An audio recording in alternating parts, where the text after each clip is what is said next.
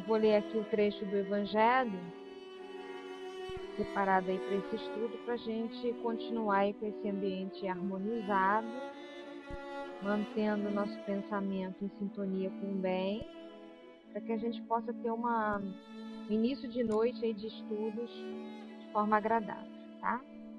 O trecho do Evangelho é o capítulo 27, item 5. É o texto que fala sobre a eficácia da prece. Seja o que for que peçais na prece, crede que obtereis e concedido vos será o que pedirdes.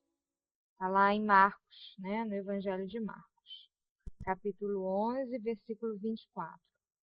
E tem um comentário aqui que a gente vai ler uma parte. Há quem conteste a eficácia da prece com fundamento no princípio de que, conhecendo Deus as nossas necessidades, inútil se torna expor-lhes. E acrescentam os que assim pensam que, achando-se tudo no universo encadeado por leis eternas, não podem as nossas súplicas mudar os decretos de Deus. Sem dúvida alguma, há leis naturais e imutáveis que não podem ser abrogadas ao capricho de cada um. Mas daí a crer-se que todas as circunstâncias da vida estão submetidas à fatalidade vai grande distância. Se assim fosse, nada mais seria o homem do que um instrumento passivo, sem livre-arbítrio e sem iniciativa. Nessa hipótese, só lhe caberia curvar a cabeça ao jugo dos acontecimentos, sem cogitar de evitá-los. Não devera ter procurado desviar o raio. Deus não lhe outorgou a razão e a inteligência para que ele as deixasse sem serventia. A vontade para não querer, a atividade para ficar inativo. Sendo livre o homem de agir num sentido ou noutro, seus atos lhe acarretam, e aos demais, consequências subordinadas ao que ele faz ou não. Há, pois, devidos à sua iniciativa, sucessos que forçosamente escapam à fatalidade e que não quebram a harmonia das leis universais, do mesmo modo que o avanço ou o atraso do ponteiro de um relógio não anula a lei do movimento sobre a qual se funda o mecanismo. Possível é, portanto, que Deus aceda a certos pedidos, sem perturbar a imutabilidade das leis que regem o conjunto, subordinada sempre essa anuência à sua vontade. Né? Depois vocês leem os outros itens, né? Porque é bem extenso. Então, a gente fica claro aqui da importância da prece, muitas vezes de forma equivocada, né? Se acha que não adianta nada a prece, porque se está lá na programação passar por aquela dificuldade, não adianta nada orar porque não vai mudar. E aí o Kardec deixa bem claro que não é assim. O próprio Jesus vem dizendo, se a gente crer, pedir, a gente obtém. Obviamente, desde que seja de acordo com as nossas necessidades. Nem sempre o que a gente pede é o melhor para a gente, né? Tem um amigo que costuma dizer, se você pediu na prece e não obteve, agradeça a Deus, porque se obtivesse, seu futuro seria pior, né? Essa escolha foi equivocada.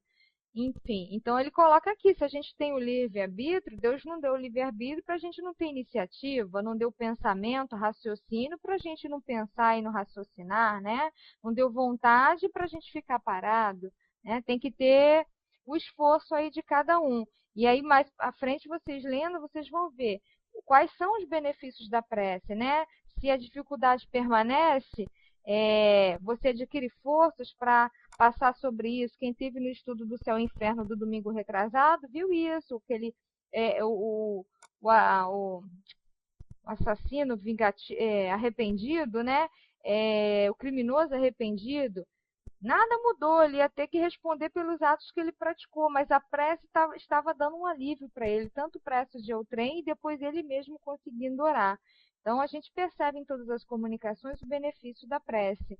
E muitas vezes, achar a solução para aquele determinado problema depende da ajuda quase sempre não, né?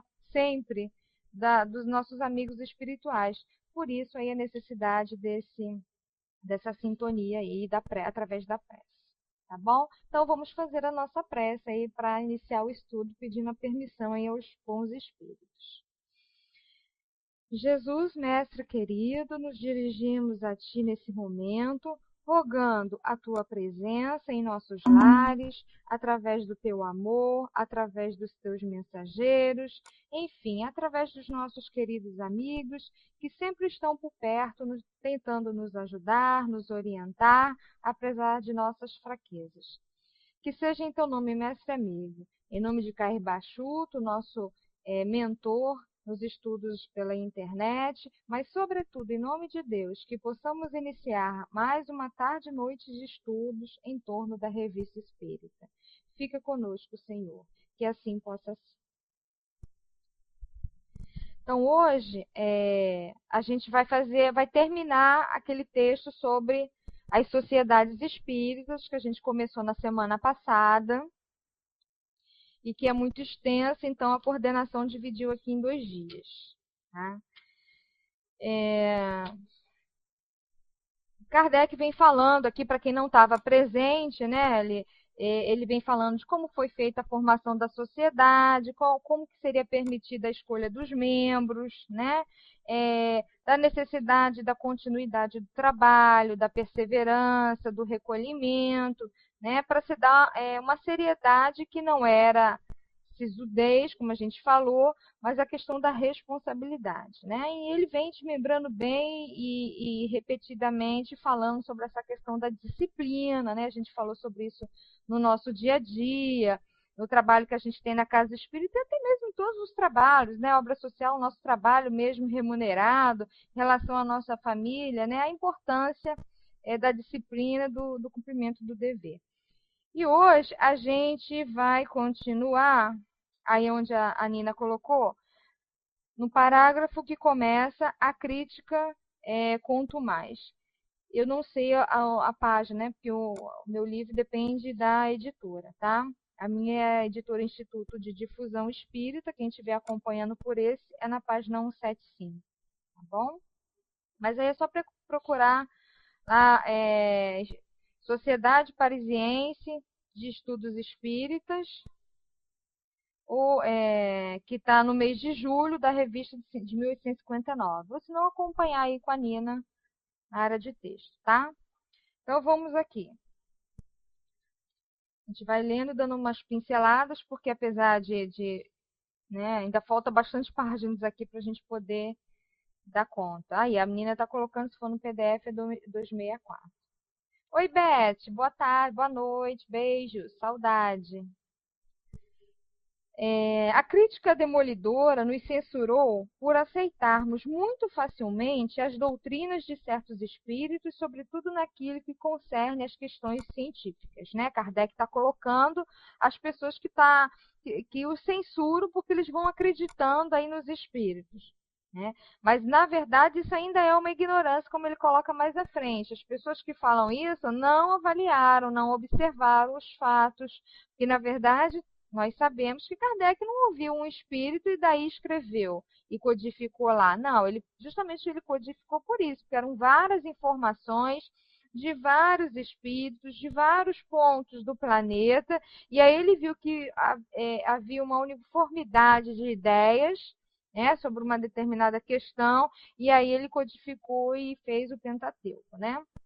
Então, essa crítica não tinha muito sentido, mas enfim, ele fala aqui, né, que ela censura por aceitar facilmente a doutrina de certos espíritos, principalmente na questão científica.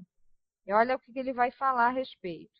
Essas pessoas mostram, por isso mesmo, que elas não conhecem nem o verdadeiro objetivo da ciência espírita, nem aquele que nos propusemos e se pode, com todo direito, retornar-lhe a censura de leviandade em seu julgamento. Né? Justamente por ser uma pesquisa científica, ele está descobrindo, ele está pesquisando, ele está perguntando, e vai ter que ter uma concordância com a ciência do homem, né? Tanto que ele fala em algum momento, né, se a ciência disser que aquilo não pode acontecer, e provar, vai ficar com a ciência, né? Mas, assim, esses críticos da época falavam que não podia acontecer, porém não diziam o motivo pelo qual não podia acontecer. Então, isso é uma leviandade, né? Então, me prova por que não pode. Se eu falar que isso acontece assim e o outro falar que não acontece, então me prova por que não. Aí a pessoa não sabe, simplesmente porque ela não acredita ou porque ela está de má fé, né? Como ele coloca aqui. Não pode ser assim. Isso não é inteligente, né? Não é prudente. Continua ele, certamente não é a vós que é necessário ensinar a reserva com a qual se deve acolher o que vem dos espíritos. E estamos longe de tomar todas as suas palavras por artigos de fé. Ou seja, não é para eles que Kardec vai responder, como ele diz lá mais adiante. Eu não vou me preocupar com as pessoas que são levianas, que são maledicentes, que querem condenar ou negar só por si, né? Sem nenhuma análise. Ele quer a pessoa que pode até não concordar com ele, como ele fala muito bonito lá no final, pode até não ter concordância de ideias, como a gente tem que ter isso na casa espírita, nos trabalhos, enfim.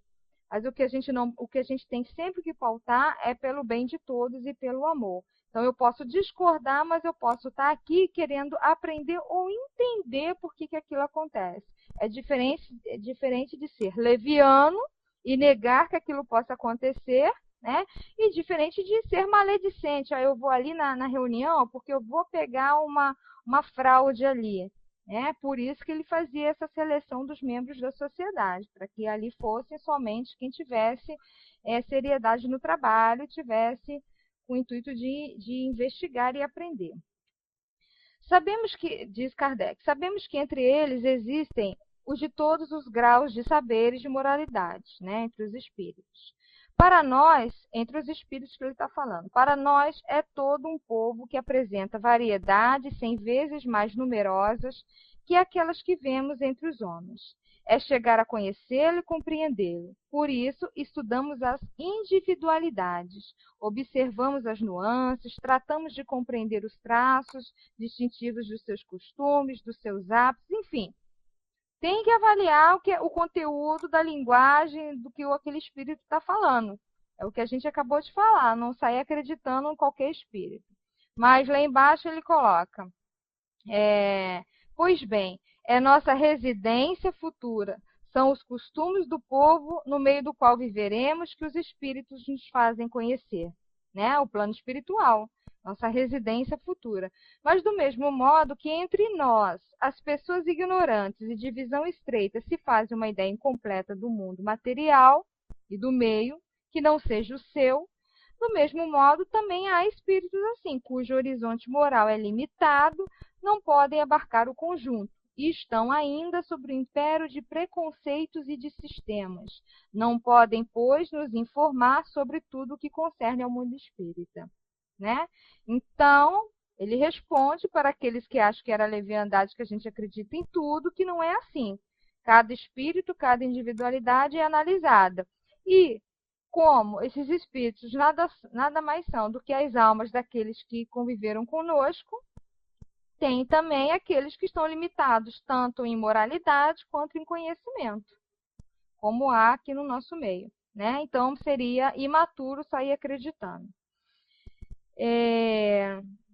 Mais adiante ele coloca, também vou dando umas puladinhas, tá? Para a gente dar tempo. Os espíritos são o que são e não podemos mudar as ordens das coisas. Não sendo todos perfeitos, não aceitamos suas palavras senão sobre o benefício do inventário e não com a credulidade de crianças. Olha o que eles fazem. Julgamos, comparamos, tiramos consequências das nossas observações e seus próprios erros são para nós ensinamentos, como a gente tem lá no livro O Céu e o Inferno, porque não renunciamos ao nosso discernimento.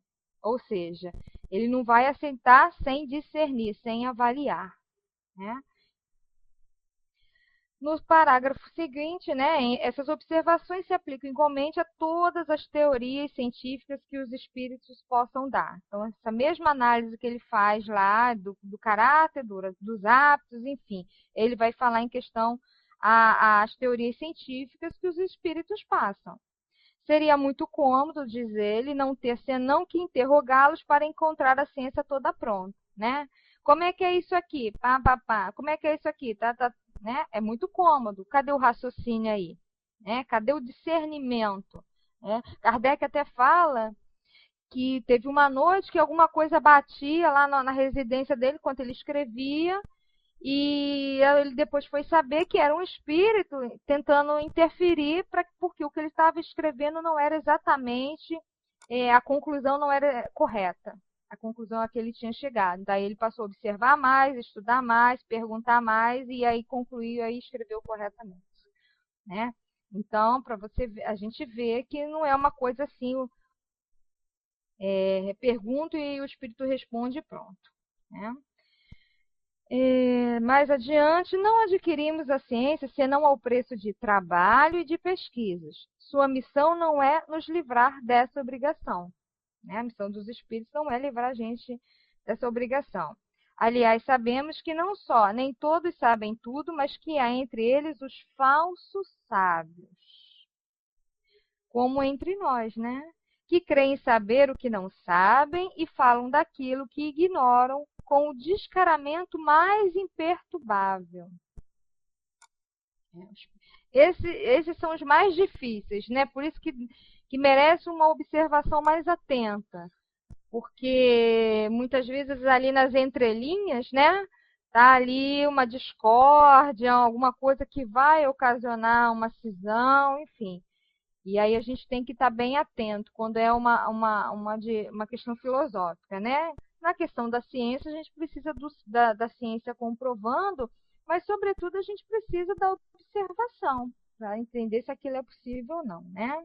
Bom, mais adiante, que aqueles que nos supõem uma credulidade tão pueril saibam, pois, que tomamos toda opinião manifestada por um espírito por uma opinião individual, que não aceitamos senão submetida ao controle da lógica e dos meios de investigação que a própria ciência espírita nos fornece, meios que todos vós.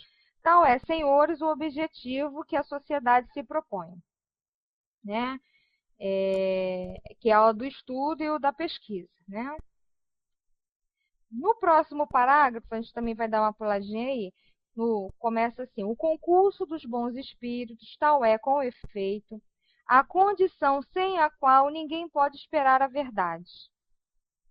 Olha o motivo da gente ter feito a leitura da prece lá no Evangelho, né? A importância da ligação mental com os bons espíritos. E como a gente estudou na semana passada, a questão da boa conduta e dos bons pensamentos para ter perto da gente somente os bons espíritos. Então, como ele colocou o que a gente leu semana passada, se ali a reunião não der certo, se a sociedade não der certo, vier a falir, a culpa é de um de nós, porque não manteve o pensamento no bem, né, a conduta no campo moral adequada, e aí atraiu maus espíritos, e aí isso desequilibrou tudo. Né? Olha a nossa responsabilidade. Então, o concurso dos bons espíritos é a condição sem a qual ninguém pode esperar a verdade. Ora, depende de nós obter esse concurso dos bons espíritos. A primeira de todas as condições para conciliar a sua simpatia, gente, importantíssimo, recolhimento e pureza de intenções.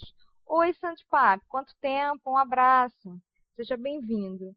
Então, recolhimento, ele já falou várias vezes lá atrás, e pureza de intenções, que resume tudo, né? O pensamento, a ação, pureza de intenções e recolhimento. Essas são as condições para que a gente tenha o concurso dos bons espíritos. Os espíritos sérios vão onde são chamados com seriedade, com fé, fervor e confiança. Eles não gostam de servir para experiência, nem de se darem ao espetáculo. Então, aquelas reuniões que tinham lá na época para diversão, obviamente ali eles não estavam presentes. E eles se comprazem em instruir aqueles que os interrogam sem segunda intenção. Os espíritos levianos, que zombam de tudo, vão por toda parte, de preferência onde encontram ocasião para mistificarem. Os maus são atraídos pelos maus pensamentos. E por maus pensamentos é preciso entender todos aqueles que não estejam conforme os princípios da caridade evangélica. Maus pensamentos são todos aqueles pensamentos que não estão de acordo com os princípios da caridade evangélica. Que a gente tem lá no Evangelho do Cristo, que a gente tem lá no Evangelho segundo o Espiritismo bem desmembrado, né? No capítulo que fala do sede perfeitos, né? Portanto, em toda reunião, quem carregue consigo sentimentos contrários a esses preceitos conduz consigo espíritos desejosos de semear a perturbação, a discórdia e a desafeição. Então, quando a gente vai lá no trabalho da desobsessão, o que se pede em qualquer trabalho, não só da desobsessão, em qualquer trabalho na casa espírita, para que a gente chegue um pouco antes? Porque a gente vem de transporte cheio, a gente vem irritado do trabalho, a gente vem irritado com esse calor, quem for do Rio de Janeiro, enfim. E chega desarmonizado na casa espírita, a gente precisa de um recolhimento, entrar em prece, né, para acalmar. Temos essas orientações, né? E tirar fica à vontade, Aline, tirar a questão também das críticas que não são benéficas para o trabalho, que não vão melhorar em nada. Muitas vezes a gente vai para um trabalho e fica criticando o colega porque ele está assim ou está assado, ou porque ele teve uma conduta que a gente não achou certa, né? Então, esses pensamentos acabam atrapalhando o acesso dos bons espíritos, a atuação dos bons espíritos, né? E até mesmo o interesse pela reunião, né? Se isso for o que predominar, né? E olha que importante que Kardec coloca: a comunhão de pensamentos e de sentimentos para o bem é, assim, uma coisa de primeira necessidade. E essa comunhão não pode encontrar-se no meio heterogêneo, né? Então, para que tudo ocorra bem, há necessidade de uma comunhão de pensamentos e de sentimentos. Por isso, um grupo não pode ser heterogêneo. Mais adiante ele vai desmembrar isso, da questão da importância de ser um grupo homogêneo, ou seja, com os mesmos interesses, né? Com a mesma dedicação, para que não aconteça problemas. Por quê? No meio heterogêneo, onde teriam acesso às baixas paixões do orgulho, da inveja, do ciúme, paixões que sempre se trairiam pela malevolência e pela acrimônia da linguagem, né? Mais adiante, se quisermos fechar aos maus espíritos as portas deste recinto fechado, cerremos-lhes primeiro a porta de nossos corações e evitaremos tudo o que poderia dar-lhes presa sobre nós. Entenderam bem? Se a gente quiser cerrar, isso é lógico de uma forma, né, figurativa. Se eu quero cerrar a porta ao mau espírito, eu tenho que cerrar o meu coração a eles. Significa o quê? Não ter os mesmos pensamentos, que aí eu não vou permitir a atuação deles. Eu posso até conseguir, dependendo do espírito, a desistência desse mal e até mesmo a modificação dele.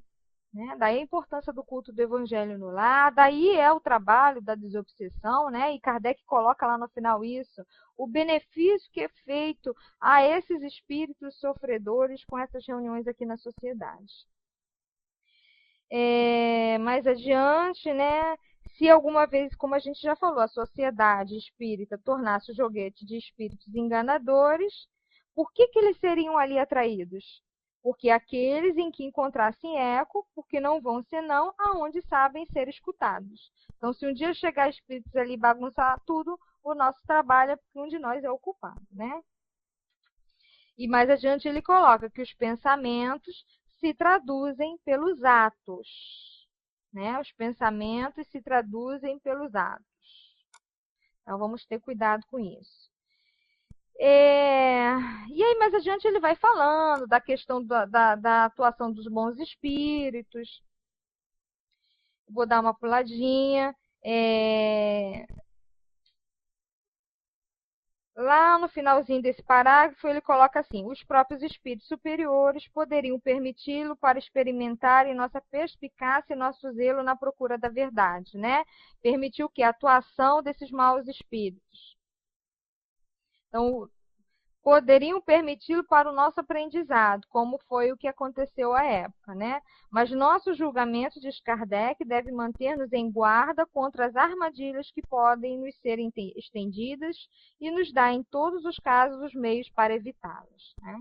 O objetivo da sociedade não consiste somente na pesquisa dos princípios da ciência espírita. Vai mais longe, ela estuda também as suas consequências morais. Tudo aqui ele está colocando a finalidade da sociedade, como é que se forma, como que faz para ela dar certo, né? Como é que avalia a questão dos espíritos. E aqui ele acabou de falar da pesquisa da ciência espírita e está falando que a sociedade não se limita a isso. Ela estuda também as consequências morais, porque aí, sobretudo, está a verdadeira utilidade desses estudos, né? O que vai me fazer de melhor esse conhecimento? Para nós, o que já nos tornou melhor o conhecimento espírita? O que eu fazia? Tem até uma mensagem, né, acho que de André Luiz ou Emmanuel, que são perguntas, né?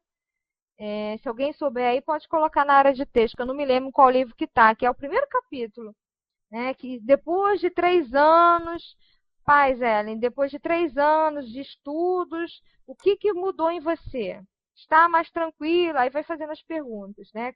Aquelas perguntas são terríveis, porque a gente vê o quanto que a gente melhorou, o que de benefício trouxe esse conhecimento, o que mudou para melhor em mim, eu saber que eu sou um espírito, que eu estou somente hora encarnado, que ninguém morre, saber de onde eu vim, o que eu estou fazendo aqui, para onde eu vou, né?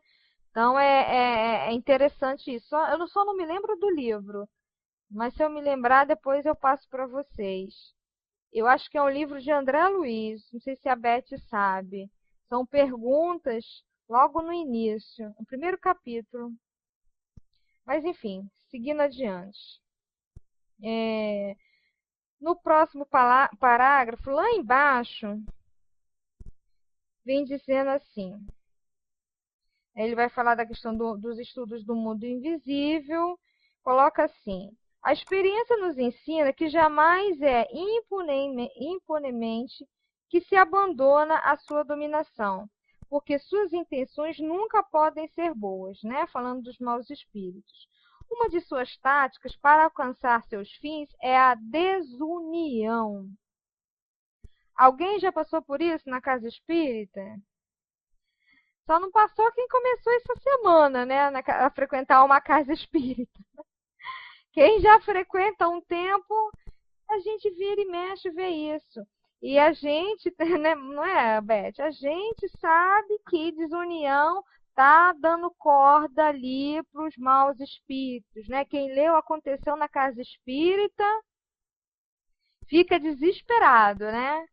E até mesmo nós, né, da casa do Centro Espírita Leon Denis, há pouco tempo a gente também balançou com o desencarne aí do presidente, né? Muita gente balançou, muita gente faliu, enfim. Então, ele coloca bem claro aqui que uma das táticas dos maus espíritos é ocasionar a desunião, porque sabem muito bem que dominarão facilmente aquele que estiver privado de apoio. Também seu primeiro cuidado, quando querem se apossar de alguém, olha só, quando querem se apossar de alguém, é o de sempre inspirar-lhe a desconfiança e o distanciamento de quem possa desmascará-los, esclarecendo-o com conselhos salutares, né? Então, ele vai plantar ali a desconfiança no grupo e vai afastar aqueles mais que estão, entre aspas, protegidos porque se mantiveram no caminho correto, né? Vai afastar para que evite que eles pensem, raciocinem, né? E por aí vai. Então, vamos prestar atenção lá na nossa casa espírita se isso não está acontecendo, né? Se a gente não está, por questão de ego, prejudicando o trabalho de Jesus. Eu nunca me esqueço, gente. Já tem mais de 20 anos, trabalhava na obra social lá na Malha, na farmácia, arrumando medicação, e quem era a responsável na época quis fazer um tipo de organização lá que eu discordei, e eu falei que tinha que seguir com a ciência, que o progresso trazia o computador, então a gente tinha que informatizar tudo, e a pessoa não concordou, e eu fui toda cheia de si, né? Reclamar com o presidente. Por que fulana é isso? Por que fulana é antiquada? Por que fulana não sei o quê? Ele foi curto e grosso, mas sensato. Ele disse assim: você está aqui para trabalhar para Jesus e não para fulana. Volta e faz o seu trabalho. Acabou, voltei, continuei lá separando as medicações e, obviamente, anos depois tudo foi informatizado, mas enfim. Às vezes a gente fica com essas picuinhas e abandona o trabalho, né? E aí os bons espíritos estão ali esperando por nós e a gente simplesmente, por uma questão de orgulho, a gente abandona e deixa os espíritos lá, vão procurar outro, né? A informação que a gente tem é que para a gente conquistar um guia espiritual, a gente tem que ficar 10 anos ininterruptos no trabalho. Se eu vou para um mês, falta uma semana, como é que o espírito bom vai confiar na gente? Não vai. Ele vai procurar outro. O tempo que você ficou para lá, né? Ele buscou outro que estava interessado no trabalho. Então, 10 anos de trabalho ininterruptos. Né? 10 anos. Aí fica complicado. A Mariana coloca que a espiritualidade também pode afastar o que prejudica a casa espírita para que a união permaneça. Sim, mas depende de nós, né, Mariana? Né? Depende de nós. Se a gente não colocar uma condição vibratória que permita isso, os espíritos bons vão ficar assim de fora olhando, esperando o momento que a gente busque o socorro. Né? A gente tem um estudo, temos muitos livros, nem precisava ter, né? Basta a codificação. E a gente está lá vendo qual é o caminho correto. O Evangelho segundo o Espiritismo está dizendo ali, mas a gente teima em brigar, em querer ter razão, né? A discordar, querer ser mais que o outro, a apresentar o trabalho, não deixar que o outro participe, por aí vai. Achar que é o dono da casa espírita. E aí a desunião impera. Quando o nosso presidente desencarnou, altivo, um espírito das trevas, né, como ele foi qualificado na época, passou para um médium o seguinte: agora vocês estão desprotegidos, agora vocês vão ver que a gente vai fazer acontecer, porque vocês não têm mais a proteção. Por quê? Porque o altivo é um espírito de um tamanho, um poder moral importante e que nos protegia, entre aspas. Então a gente caía, mas tinha alguém com um poder moral melhor, maior, que conseguia evitar a invasão desses maus espíritos. Né? E aí, para esse espírito, a gente ia ficar desprotegido. Então, foi a chamada de atenção que a gente recebeu do plano espiritual depois. Vamos reagir, vamos manter a harmonia, enfim, para que isso não aconteça. Né? Para que isso não aconteça. Quase aconteceu, mas graças a Deus a gente está dando a volta por cima aí. Né? E infelizmente é assim, né, Mariana? A gente passa por essas situações. Mas tudo porque a gente busca, né? Aí mais adiante, no parágrafo seguinte, coloca assim, né? Eis, senhores, o que nos mostram os exemplos a cada instante, se desenrola aos nossos olhos, tanto no mundo dos espíritos quanto no mundo corpóreo. Mas não atraireis os maus espíritos, evocando homens que foram a escória da sociedade? Não, porque não sofreremos jamais a sua influência. Não há perigo, senão quando é o espírito que se impõe. Ele jamais existe quando se impõe ao espírito. Então, ele está colocando para a gente aqui a responsabilidade. A gente é que tem que se impor e não deixar que o espírito se imponha. Então, quando a gente está evocando, ele está falando em relação a se evocar espíritos que, como ele coloca aqui, foram a escória da sociedade. Mas era necessário evocar para saber o que estava acontecendo com eles. E aí era um aprendizado. Se eu seguir por aquele caminho, uma opção é acontecer isso que está acontecendo a ele, como está lá no livro Céu e Inferno. Então, a gente tem que se impor. E como é que a gente se impõe? Com força moral. Não é com a força física, é com a força moral. Né? É a gente mostrando que a gente está querendo melhorar, que a gente está no bom caminho, porque às vezes acontece isso, né? Na desobsessão, vira e mexe, um espírito vira e fala assim: mas quem é você que fazia isso, isso, isso e aquilo? Pensa que eu não te conheço? Quem é você agora para vir falar de Jesus? Então, você tem que estar num bom caminho e se esforçando para você poder responder com força moral e aí dominar esse espírito, né? Porque aí você tem que responder, mas eu estou tentando melhorar porque eu quero ser feliz, eu estou tentando. E é isso que eu quero que você faça também, para que você seja feliz, né? No próximo parágrafo, Kardec fala: desfrutaria eu pessoalmente, senhores, de um privilégio extraordinário se estivesse ao abrigo da crítica. Ou seja, é lógico que ele vai sofrer crítica e ele nem pensava isso, ao contrário, né? Senão ele estaria, como ele coloca aqui, num privilégio extraordinário. Ninguém se coloca em evidência sem se expor aos dardos daqueles que não pensam como nós. Essa parte aqui é muito legal, gente. Né? Então, ele está se colocando em exposição, falando principalmente de algo muito, né, novo. E aí, obviamente, ele vai sofrer agressões, né? Daquelas pessoas que não pensam como ele.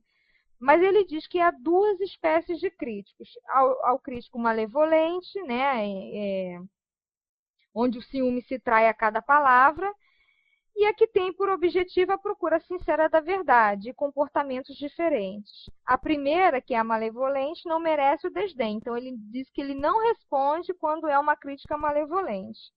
E a segunda é discutível, né, que é a questão da troca de ideias.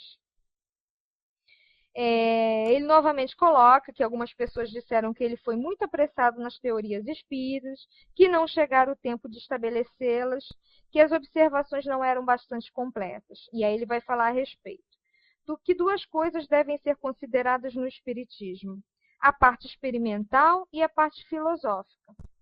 Fazendo-se abstração do ensinamento dado pelos espíritos, pergunto se em meu nome não tenho direito, como tantos outros, de elocubrar um sistema de filosofia. E aí eu vou resumir o que ele fala nesse parágrafo. Ele está falando o seguinte: não tem uma opção de gente que está aí em nome da ciência, publicando, expondo, fazendo experiências, por que ele não pode também? Né? Então ele está fazendo isso.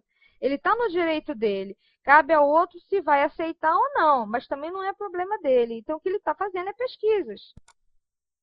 E aí está querendo divulgar. E ele coloca aqui: minhas publicações não barram o caminho de ninguém. Uma vez que os espíritos estão sujeitos ao erro, quem vos disse que aqueles que vos informaram não estão enganados? Né? Porque, já que os espíritos são esses mesmos homens que um dia estiveram encarnados, por que esses homens da ciência não podem estar errados também quando eles colocam lá alguma coisa? Né? A gente vê na minha área, na minha profissão, como isso muda. Quando eu me formei há 13 anos, o boom do momento era fazer reposição hormonal na mulher, que era preventivo para doenças cardiovasculares. Eu entrava na menopausa, tinha que repor hormônio porque prevenia doenças cardiovasculares. Hoje já mudou. Né? Hoje é o contrário, causa mais doenças cardiovasculares, trombose, por aí vai, infarto, derrame cerebral, né?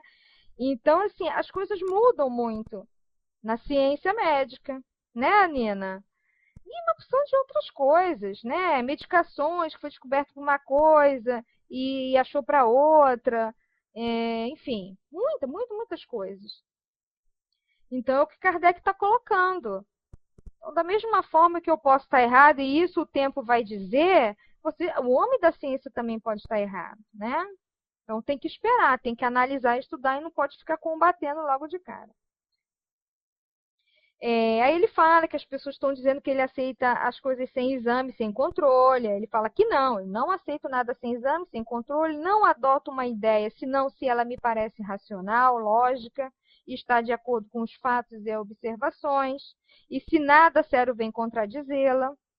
Meu julgamento não poderia ser um critério infalível. Lógico, ele é homem, né? O assentimento que encontrei numa multidão de pessoas mais esclarecidas do que eu é para mim uma primeira garantia. Então, porque muitas pessoas que ele considera até mais qualificadas que ele, também estão concluindo como ele. E isso serviu de um estímulo. Encontro uma outra, não menos preponderante, no caráter das comunicações que me fizeram desde que me ocupo com o Espiritismo. Nunca posso dizer, escapou uma única dessas palavras, um único desses sinais pelos quais se traz sempre os espíritos inferiores, mesmo os mais auspiciosos. Olha, é importante. Jamais dominação, jamais conselhos equivocados ou contrários à caridade e à benevolência, jamais prescrições ridículas. Então, em tudo que ele obtinha, ele avaliava isso. Está querendo dominar? Está fora. Tá sendo contrário à caridade e à benevolência? Está fora. Prescrições ridículas, né? Sem explicações? Está fora. E ele coloca, longe disso. Não encontrei nele senão pensamentos grandes, nobres, sublimes, isentos de pequenez e mesquinharia. Em uma palavra, suas relações comigo, nas menores como nas maiores coisas, sempre foram tais que se for um homem que houvesse falado, tê-lo-ia pelo melhor, o mais sábio, o mais prudente, o mais moral e o mais esclarecido. Eis, senhores, os motivos da minha confiança, corroborados pela identidade de ensinamentos dados a uma multidão de outras antes e depois da publicação das minhas obras. Então, as observações dele vão ao encontro de tudo que ele que as pessoas tinham recebido antes mesmo dele estudar essas manifestações e depois. E aí ele diz que o futuro dirá se ele está certo ou não, né? Se ele está com a verdade ou não. À espera, creio, dever ajudar o progresso do Espiritismo trazendo algumas pedras ao edifício, mostrando que os fatos podem se assentar sobre o raciocínio. Terei contribuído para fazê-los sair do caminho frívolo da curiosidade, para fazê-los entrar na via séria da demonstração, a única que pode satisfazer os homens que pensam e não se detêm na superfície. Né? Isso porque ele estava ali na investigação, foi o momento que os espíritos decidiram trazer as informações, né, da nossa vida, do plano espiritual. Hoje, muitos de nós começam a ler, e como a gente já teve um contato com a doutrina, seja em outra encarnação ou no plano espiritual, a gente foi preparado para a vida espírita e está ali naquela casa. Muitas vezes a gente está lendo alguma coisa e fala, mas isso é óbvio, como eu não pensei nisso antes? Mas isso aqui eu já li, isso aqui eu sabia, né? Mas a época de Kardec, quando ainda era para se trazer, relembrar o que Jesus tinha dito, exemplificando e esclarecendo melhor, né? Não podia ficar aí na superfície, tinha que investigar melhor. Aí ele coloca que da questão das rivalidades de outras sociedades, que tem mais membros que o dele, e que muitas vezes as pessoas falam que as outras sociedades são melhores que a dele, enfim, essas intrigas que a gente vê no dia a dia, né? E aí ele coloca que ele ignora completamente quais são os elementos da sociedade ou das sociedades, né? Que existem, né, as pessoas que estão formando ali, e aí ele vai fazer uma nota geral sobre isso, né, sobre essas, entre aspas, picuinhas. E é aqui que é muito bonito, gente, aqui que é muito bonito porque muitos de nós, espíritas, vemos Kardec muito científico, mas essa ciência como forma de pesquisa e pela importância que tinha à época, né, mas a gente estudando, a gente vê o quanto Kardec falava de amor também. Olha que interessante que ele coloca aqui.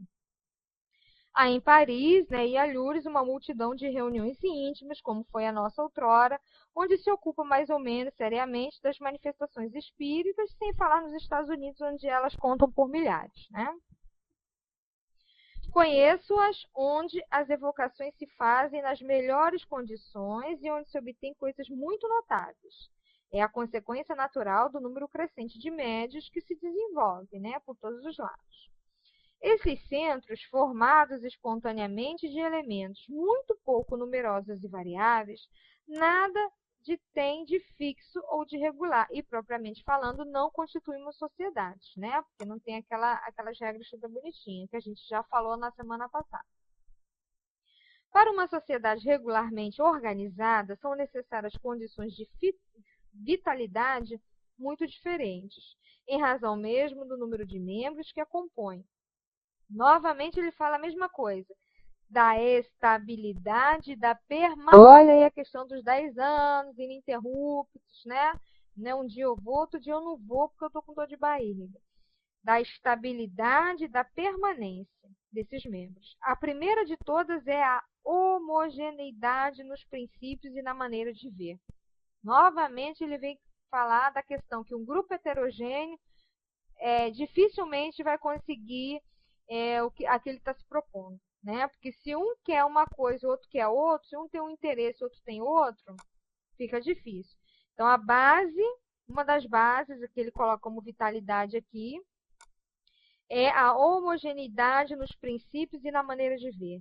Toda sociedade formada por elementos heterogêneos carrega consigo o germe da sua dissolução.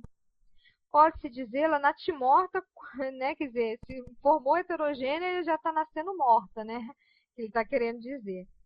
E qualquer uma que seja ela, né? Político, religioso, científico, uma sociedade espírita requer uma outra condição, que é a assistência dos bons espíritos. Então, olha só, gente, depois de tudo que a gente já viu, da questão do recolhimento, né? Da assiduidade, da seriedade, a gente tem a questão da homogeneidade, né? Mesmas intenções, os mesmos princípios, e principalmente a assistência dos bons espíritos, querendo se obter comunicações sérias, porque senão mentiras, decepções, mistificações. Sua própria existência tem esse preço, uma vez que os maus serão os primeiros agentes de sua destruição, né? No caso das heterogêneas. Eles examinarão pouco a pouco, se não fizerem desabar tudo primeiro. Então, diz Kardec que sem homogeneidade, nada de comunhão de pensamentos e, portanto, nada de calma nem de recolhimento possíveis. E aí os bons não vão senão ali onde encontram essas condições, né, de comunhão de pensamento. E como encontrá-los? Numa reunião onde as crenças são divergentes, onde uns não creem mesmo em tudo, onde, consequentemente, domina sem cessar o espírito de oposição e de controvérsia. Impossível. Ali você não vai encontrar bom espírito. Eles não assistem senão aqueles que querem ardentemente se esclarecer, tendo em vista o bem. Então, veja bem, os bons espíritos só vão assistir aqueles que querem se esclarecer pensando no bem, sem segunda intenção, e não para satisfazer a nossa curiosidade, né? Então, atento a isso. Qual é o propósito que a gente está tendo quando a gente se reúne ou quando a gente vai num trabalho? Eu vou lá para ajudar? Eu estou pensando no outro realmente? Ou eu vou lá por obrigação, porque eu quero aparecer, porque eu quero ter carteirinha de médium e essas coisas, né? Somos nós, pois, os únicos capazes de reuni-los? Kardec pergunta, de reunir esses bons espíritos? Então nós aqui da sociedade somos os únicos? Não. E ele coloca que seria bem deplorável e, além do mais, bem ridículo para nós assim crer, né? Como se seria uma soberbinha, né? O que fizemos, seguramente, outros podem fazê-lo. Que outras sociedades se ocupem, pois dos mesmos trabalhos nossos, que prosperem, que se multipliquem. Olha só, ele está desejando isso, ele quer isso, é importante para ele isso, porque ele visa o bem, né? O bem da humanidade. Então, ele quer que elas se multipliquem, tanto melhor, 1000 vezes tanto melhor, porque será um sinal de progresso nas ideias morais. Mais uma vez, vem a questão moral, né? Progressos nas questões morais. Tanto melhor, sobretudo, se forem bem assistidas e tiverem boas comunicações, porque não temos a pretensão de um privilégio a esse respeito, como não temos em vista, senão nossa instrução pessoal e interesse da ciência, que nossa sociedade não oculta nenhum pensamento de especulação, nem direito, nem direto, nem indireto. Nenhuma via ambiciosa, que sua existência não repousa sobre uma questão de dinheiro. As outras sociedades serão para nós irmãs. Irmãs. Porque o presidente daquela casa espírita é assim, faz isso. Não, gente. Mesmo que faça.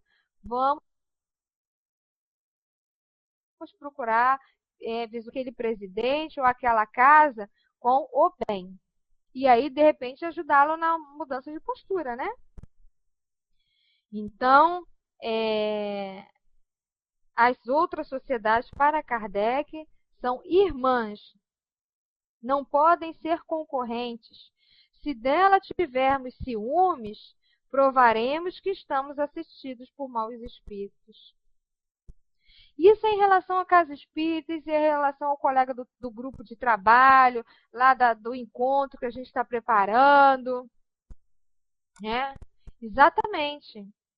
Afiada e afinada com os bons ideais. Né? Então, se a gente tiver um pontinho de ciúme é porque a gente está sendo assistido por maus espíritos. Isso é tão grave, isso é tão importante, né? Vamos cada um parar e refletir qual é o sentimento que a gente está tendo nos nossos trabalhos. E aí, sinal que a gente está com o irmãozinho ali da ferrugem tentando tirar a gente do caminho.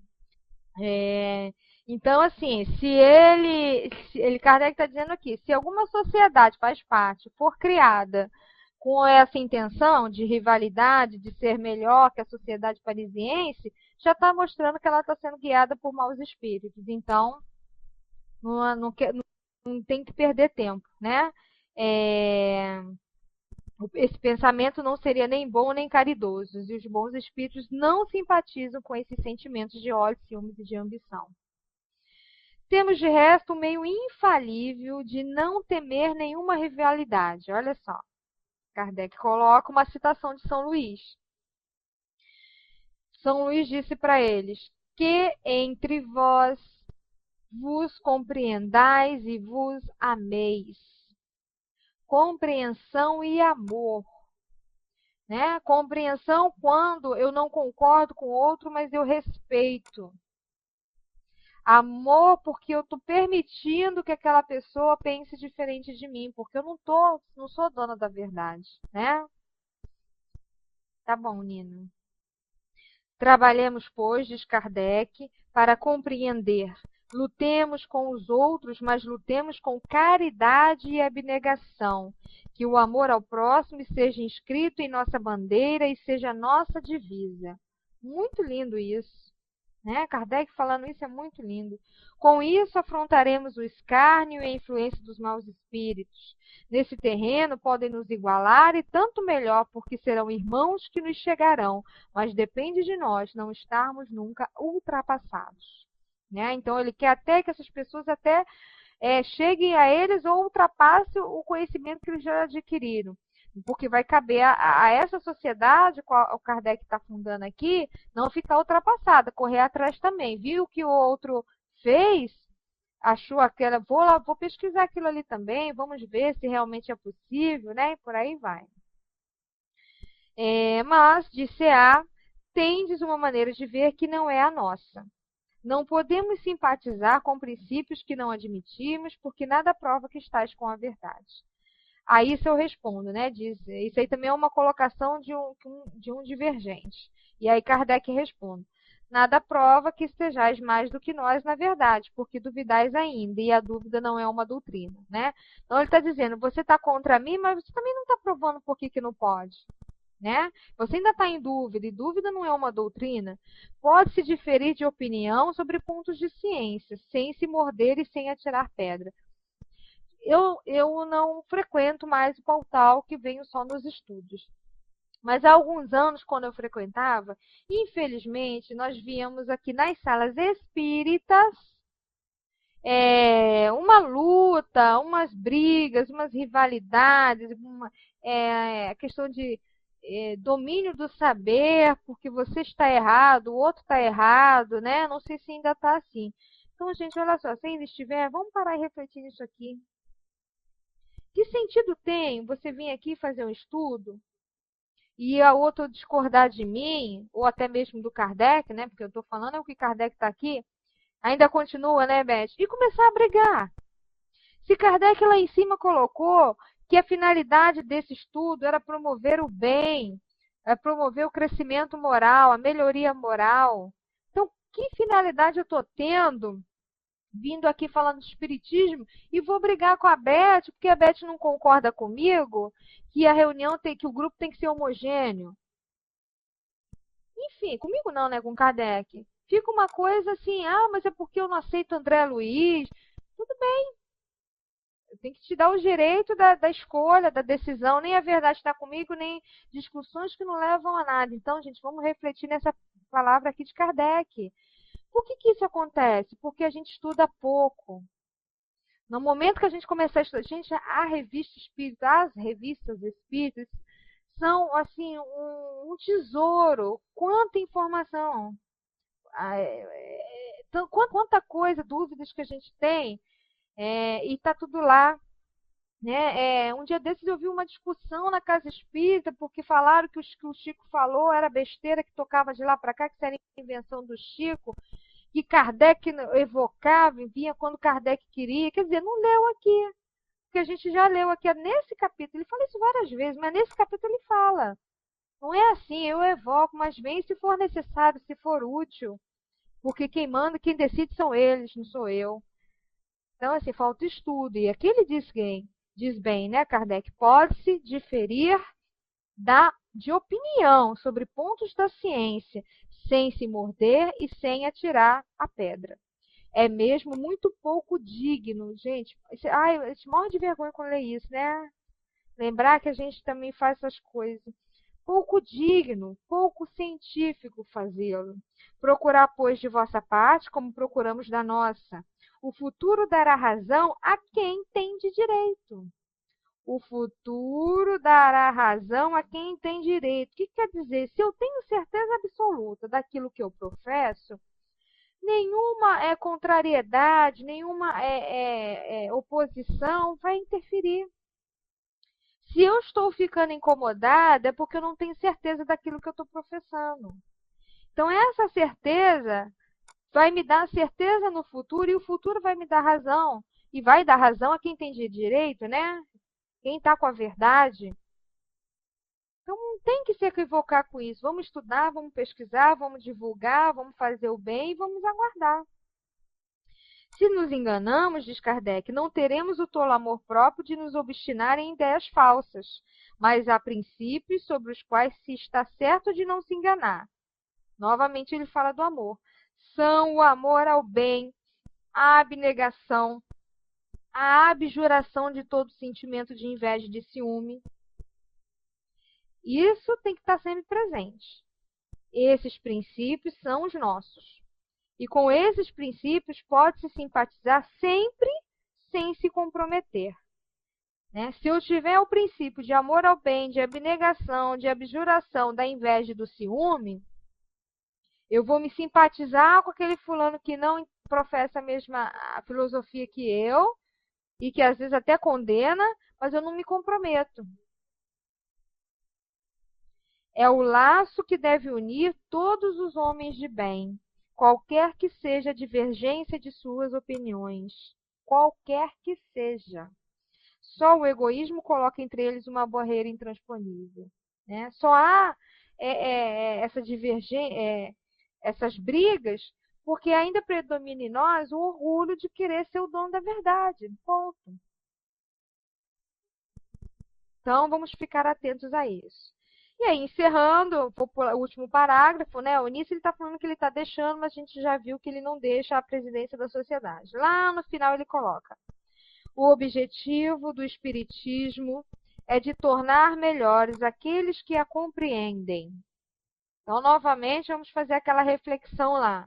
O que eu mudei depois do conhecimento espírita? Porque o objetivo do Espiritismo é tornar melhores aqueles que o compreendem. Se eu ainda não consegui nada, porque eu não estou compreendendo o ensinamento do Espiritismo. Tratemos de dar o exemplo e de mostrar que, para nós, a doutrina não é letra morta. Em uma palavra, sejamos dignos dos bons espíritos, se quisermos que os bons espíritos nos assistam. O bem é uma couraça contra a qual virão sempre se quebrar as armas da malevolência. Então, vamos parar de ficar preocupado com o outro que deseja o nosso mal, que o outro que está fazendo alguma coisa para nos prejudicar do trabalho. Isso é um problema deles. Vamos criar a nossa couraça na prática aqui do bem, para termos o concurso dos bons espíritos. E aí isso não vai nunca chegar a nós, né? A partir do momento que a gente começa a alimentar isso e começa a ficar dando indiretas e começa a ficar preocupado, a gente está dando um alimento aí para os maus espíritos. E aí a gente vem e falha. Tá bom? Aí a gente encerra então esse longo capítulo sobre a Sociedade Parisiense. Com muitas reflexões aí de Kardec, muito importantes, e que a gente tem que estar sempre, é bom ler esse capítulo todo e sublinhar essas frases aí das divergências, do concurso dos bons espíritos, para a gente relembrar. A gente sabe, mas no dia a dia a gente vive esquecendo. E a gente tem que estar sempre lembrando disso aí, nesse planeta que a gente ainda está, né? O Dudu coloca, eu dei uma mudada assim, com certeza eu vejo isso em mim hoje. Estou bem melhor sem a menor umidade de declarar. Mas isso aí não é questão de orgulho, não. É questão a finalidade ele não colocou aqui, no final, não é essa? Então a gente tem que avaliar. É que eu não lembro o nome do livro, gente, que faz essas perguntas. Eu vou procurar aqui e vou ver essas perguntas que fala após 3 anos de estudos. Eu acho que é de André Luiz, sim. Pergunta para você o que mudou, né? E aí começa as perguntas. E ali a gente vê claramente se a gente já consegue fazer diferente. E se a gente não consegue ainda, é porque a gente não está sendo ali assíduo, persistente no estudo, no trabalho, né? A gente ainda não compreendeu a doutrina espírita. Tá bom? Alguém quer falar alguma coisinha antes de encerrar com a prece? Já passamos 5 minutinhos do horário, né? Mas quem quiser falar alguma coisa, ou escrever, ou pegar o microfone, fica à vontade, tá? Acho que ninguém, né? Então, Beth Rosado, levanta sua mãozinha aí para fazer a nossa prece aí de encerramento. E mais uma vez eu agradeço a todos pela presença, pelo estudo em conjunto, pela harmonia. É muito gratificante para mim aqui dividir ideias, né? Colher experiências, ver o que as pessoas estão vivendo. Gosto muito de saber o que as pessoas estão vivendo e gosto muito de trazer todo esse conhecimento que Kardec nos passa para o nosso dia a dia, né? Muitas vezes as pessoas não querem estudar a revista espírita, mas foi naquela época. Então, não, tudo a gente vê, né? Como a gente consegue encaixar no nosso dia a dia, né? Basta ter boa vontade e olhos para ver, ouvidos para ouvir. Mas tem mais, Dudu. Toda segunda-feira, tá? Às 6h15 tem o estudo da Revista Espírita. Tá bom? Um grande beijo a todos, uma noite e até a próxima oportunidade. Estou liberando para você, Beth. E é isso aí, gente. Vamos caminhar porque é a evolução, né? É a vida superior que nos espera, como nos diz o nosso querido Leon Denis. E a gente está aqui passando por essas experiências para aprender, para se limpar e ser realmente espírito evoluído, espírito superior. Então vamos agradecer a Deus, vamos agradecer a Jesus, querido Mestre. Só temos a te agradecer, Senhor, pelas oportunidades que nos são oferecidas para podermos aqui juntos, estudando esta doutrina maravilhosa que tanto nos consola, nos esclarece e nos fortalece nesta caminhada que cada um aqui tem como missão para si mesmo, que é a transformação, que é a melhora, que é tornar-se um ser evoluído. Assim como tu, Senhor, que é o nosso guia e o nosso mestre. Temos a certeza que um dia todos nós estaremos nesta mesma condição, nos beneficiando de toda a felicidade que essa vida superior pode oferecer para todos nós, porque foi isso que tu nos prometeste quando aqui estivestes junto a nós. Estamos aqui trabalhando para isso. Ampara este trabalho, ampara esta sala, ampara esses nossos amigos, Senhor, que aqui estão presentes. Envolva todos com a tua luz, fortalecendo em cada um, a cada dia, a vontade de estar sempre aqui, dizendo sim ao teu chamado, trabalhando e se esforçando para vivenciar todos esses ensinamentos. E aí, a cada dia, bocadinho por bocadinho, irmos melhorando e crescendo e evoluindo. Assim, querido Mestre, em teu nome, em nome dessa espiritualidade amiga, mas acima de tudo, em nome de Deus, nós te pedimos nesse instante a permissão para encerrarmos os nossos estudos da Revista Espírita por hoje. Que assim seja, graças a Deus.